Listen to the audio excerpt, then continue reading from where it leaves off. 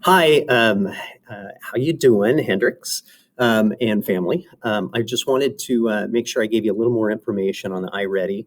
And one of the things I do at the beginning of the year is we kind of show a PowerPoint on this. I'm not going to stretch you through an entire PowerPoint, but I am going to show you a little bit about what the iReady diagnostic is about.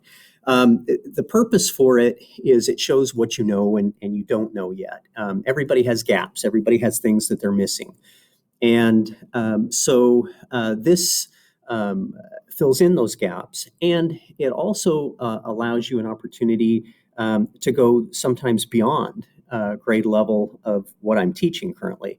And Also, in a year like this year, it's a great resource to fill in for the time that we're all missing because the remote schedule, the hybrid schedule, it really slowed down how much curriculum we were delivering, how much math you were learning.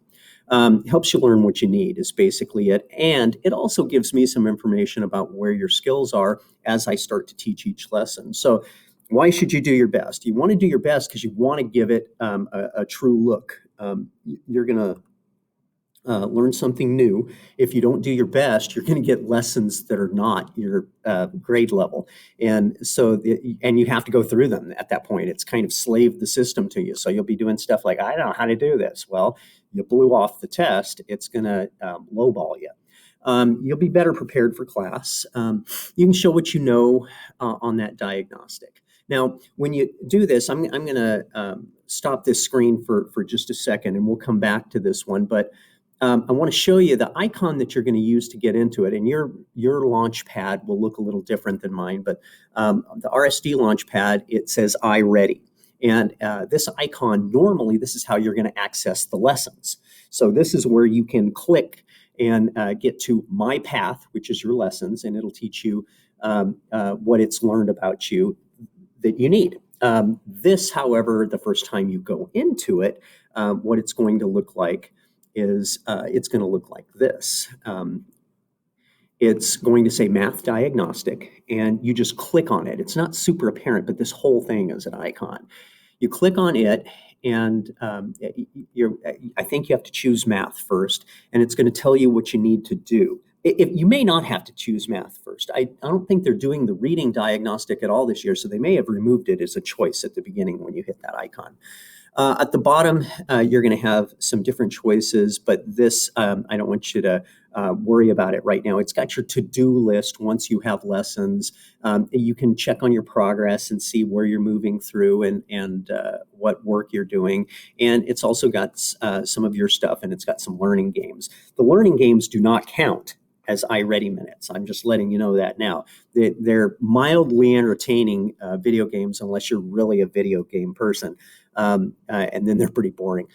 But they are learning games, and there's something to do that stretches you a little bit, but they don't count for iReady minutes. The green is your lesson path, and sometimes you're going to see teacher assigned, and it'll show up. It'll be on the left. And in your to-do, it kind of shows your lessons and any other assignments that I push maybe at you.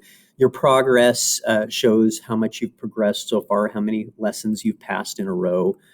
You'll see stats. You'll see your time on task to tell you how many minutes you've spent on lessons that week, which is what I'm looking at the end of the week to give you those 5 points or not. And lessons passed tell you how many lessons you've passed this school year, and it'll even keep a streak going for you. Let's see. Then there's completed work. It shows you that. It may show you some stuff about your diagnostics score. My stuff is just the way you can kind of pick and choose your backgrounds and play games with some coins they give you there. And those are picture icons of some of the learning games they have. They're just math fact fluency and stuff like that, and they put it in a game format. And again, they don't count towards your time on task. So don't rush. try to do your best. For math, you show your work on paper. You can do pencil and paper work. If it's going to allow you to use a calculator, the calculator will appear on the screen. I know I can't regulate that at home, and you could have a calculator there for calculations. I hope you don't, because you're going to be telling the system that you can do something that perhaps you can't. So, but that's kind of where I'm at with having to do this remotely. I'm going to go ahead and end this there. You don't really need it. Again, this is an adaptive test, so it's going to ask you harder and harder questions until you can't answer. And I don't want you to be unnerved by that. That's not a bad thing. It's not like, why? Nobody ever taught me this. Well, yeah, it goes clear up to algebra level math. And it's just seeing what your highest skill level is. So it'll ask easy questions, it'll ask hard questions, and it'll kind of try to zoom in on what's just right for you. So do well with this. As soon as you get it done, we can start doing lessons. I'll either excuse you on the lessons each week right now, or I'll count this towards your minutes if you get it done. But you should be able to get this done before I'm hoping a whole week has passed. So please pay attention to this. And if you have any questions on it, I am available. You can email me, and that's probably the quickest way to reach me. Thank you.